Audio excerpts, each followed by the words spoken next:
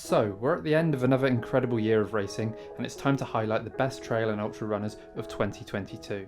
In this one, I'll be talking about my top 3 male and female runners, and, as this is my opinion, it does skew slightly towards performances over the 100-mile distance, as those are the races I get most excited about. Although I have included one runner who's been crushing the sub-ultra trail scene, as it just can't be ignored. Please let me know in the comments if you disagree with my picks, and let me know who you think is the trail runner of the year. Let's jump into it.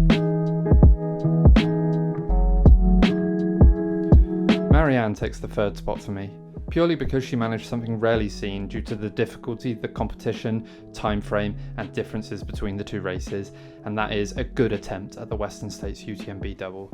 More on that in a moment. Marianne started the year early and impressively with a January win at the first golden ticket race of the season, the Bandera 100k. Marianne's win in the third fastest time ever also booked her spot at Western States. I'm in the process of scripting a video about the most important races in the Pro Ultra calendar, but for now, if you don't already know, the Western States 100 is the big one in the US, with UTMB being the European equivalent. At least in terms of excitement and prestige, as the races themselves are very different. They require different training and skill sets, and they sit just 2 months apart, making it very hard to perform well at both in a single season. Back to Marianne, whose Western States did not start well, suffering from nausea through the first third of the race until she was able to rally, slowly move up through the field in the second half, and eventually snag the last podium spot, finishing third. Skip forwards 2 months and Marianne was toeing the line at UTMB. After the usual frantic start, she found herself in second throughout the first half of the race.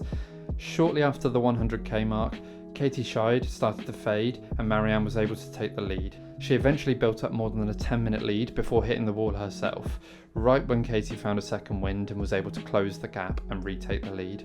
The two had built up an impressive 90-minute buffer on third, so Marianne was still able to suffer through the last 30k and maintain second place, completing an amazing Western States UTMB double podium, a feat only managed by 2 other women.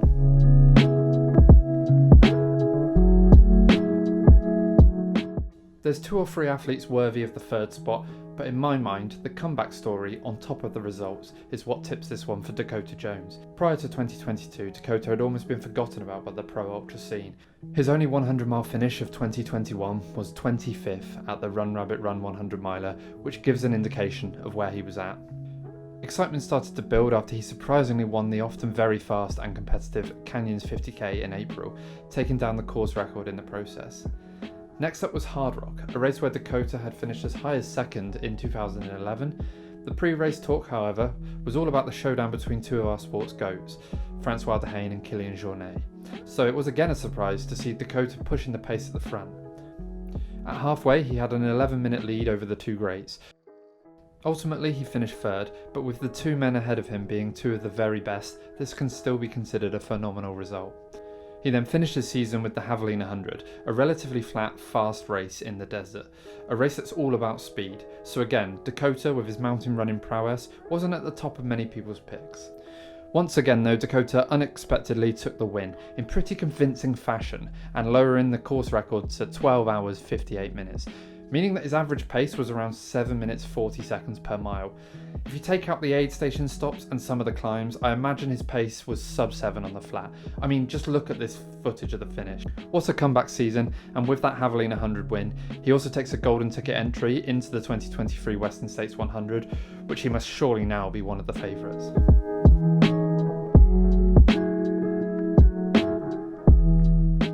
So, as mentioned in the intro, this spot is taken by somebody who hasn't competed over the ultra distances. However, she has absolutely dominated in the shorter trail events.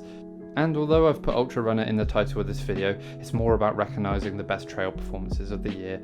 Nienke Brinkman has an interesting story to go with her string of impressive results. She only started running to help relieve stress during the pandemic, although she played hockey at a high level, so she's clearly a talented athlete.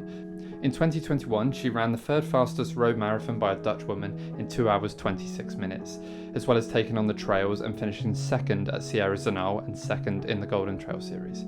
Then this year, she went on to improve her marathon time, breaking the national record with a 2:22 at the Rotterdam Marathon, followed by taking the bronze medal at the European Championships in the marathon. But we're not here to talk about the roads. On the trails, she's been equally impressive, with wins at Zagama, the Pikes Peak Ascent and the Flagstaff Sky Peaks.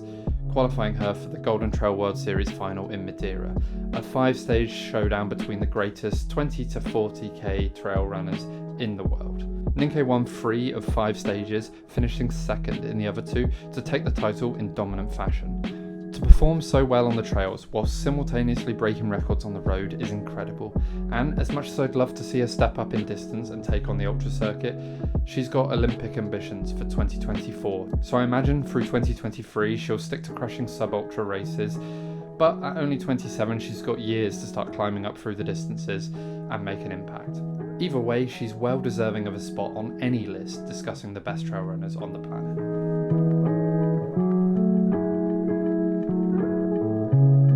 Another tough pick, as this man could definitely be a contender for the number 1 spot. Kilian Jornet, as I mentioned in my UTMB preview, was coming off a couple of years of minimal racing and had transitioned from Solomon athlete to business owner with the launch of his footwear brand. So fans of the sport, including me, I'm slightly embarrassed to admit, were wondering if he was still all in on racing, and if he'd still be up there with the best. In May, he answered those questions with an impressive win at the Zagama Marathon, taking more than 9 minutes off the previous course record. Next, he set his sights on one of the hardest goals in the sport, the Hard Rock UTMB double.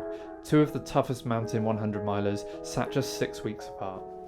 Kilian had attempted this in 2017, winning Hard Rock, but then coming second to Francois Dehaene at the UTMB. Francois being the only person who had actually done the double last year in 2021, and who Kilian would have to go toe-to-toe with on the Hard Rock starter line this year. The 2 were put under immense pressure by Dakota Jones, but around 70 miles they pulled clear. It took 90 miles, but eventually Kilian broke Francois, pulled clear and won his 5th Hard Rock, breaking the overall course record in the process. Despite Francois' absence, the competition at UTMB was even harder. I previewed 5 of the contenders earlier this year, but there was arguably as many as 10 real contenders in one of the most stacked start lists ever assembled. Kilian looked out of it before the race even started. He tested positive for COVID the day before, but he somehow made it to the start and looked strong throughout. Jim Walmsley and then later on Matthew Blanchard both tried their best to break him, but Kilian proved why most people consider him the GOAT of the sport and held them off to win in another amazing course record time.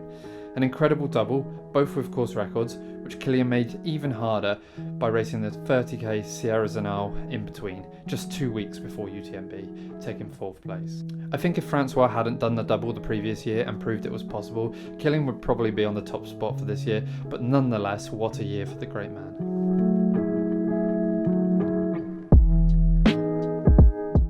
How many times is Courtney Dauwalter going to top the Ultra Runner of the Year lists?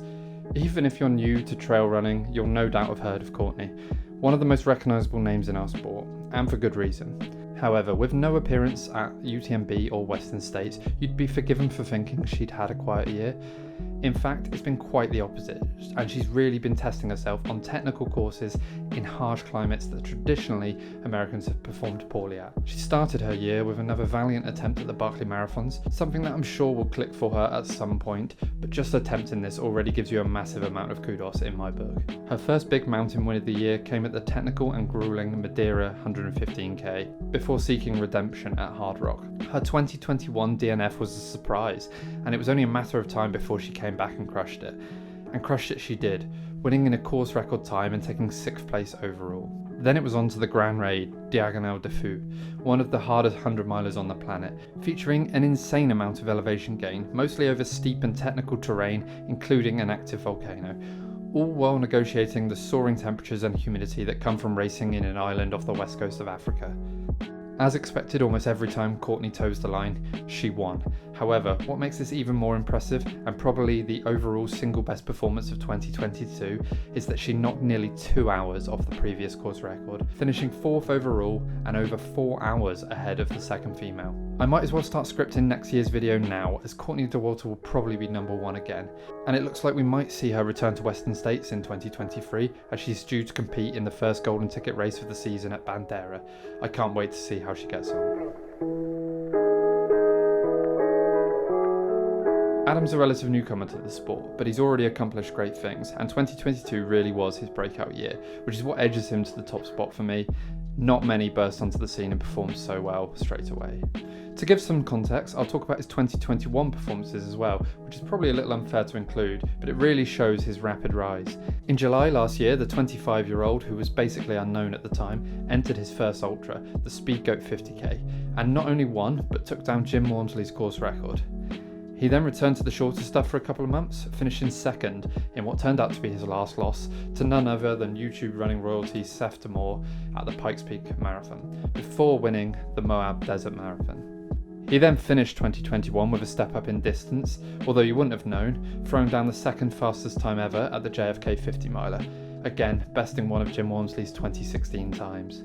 Going into 2022, people were starting to talk about Adam, but as he'd not gone further than 50 miles, he wasn't yet being talked about as a big race player, and that's why I'm considering 2022 his breakout year. He started the year with the Chuckin' Up 50k and, against a competitive field, won and set another course record, knocking more than 9 minutes off the previous record. A month later, he took another step up the distance ladder with his first shot at 100k. The Canyons 100k is a hot uphill race running in the opposite direction on the Western States course, with its golden ticket status drawing in the very best around in the hopes of qualifying for Western States. It's certainly no easy task for your first 100k. So, how did Adam fare? You guessed it, another win and course record. In the immediate aftermath, I remember the talk, at least online, was that there was no way he was going to accept the golden ticket and jump straight up to 100 miles. He wasn't ready. Boy, were we wrong. He accepted the ticket and lined up against some of the biggest names in the sport at the biggest race in the US. Some were predicting that he'd suffer the same fate as Jim Walmsley in 2016, who'd lit the world on fire over the shorter distances, smashing course records left and right, before being humbled multiple times by the 100-mile distance. Adam ran a smart race though, sitting in the chase pack until around mile 60, at which point he decided to start hunting down Hayden Hawks, who was currently leading. 20 miles later and he had a commanding lead, and over the last 20 miles looked strong, relaxed and like he'd been running 100 milers for years. Pretty incredible to think that a year prior the 2022 Western States winner hadn't even run his first ultra. If his season had ended there, then I'd probably still have ranked him number one, but he went on to remain undefeated for the year with another win, this time at the World Mountain Running Championships over 80 kilometers. So yeah, the breakout nature of his year, the haul of course records, and remaining undefeated for the year is what makes Adam Peterman my ultra runner of the year. So there we have it, my trail runner of the year list. Please let me know if you disagree, and let me know any people I may have missed. Thank you so much for watching, and do please like and subscribe. My goal for 2023 is to regularly post videos, and I have so many ideas for the next few, including races and runners to keep an eye on, as well as previews of all the major events. Anyway, until next time, thank you.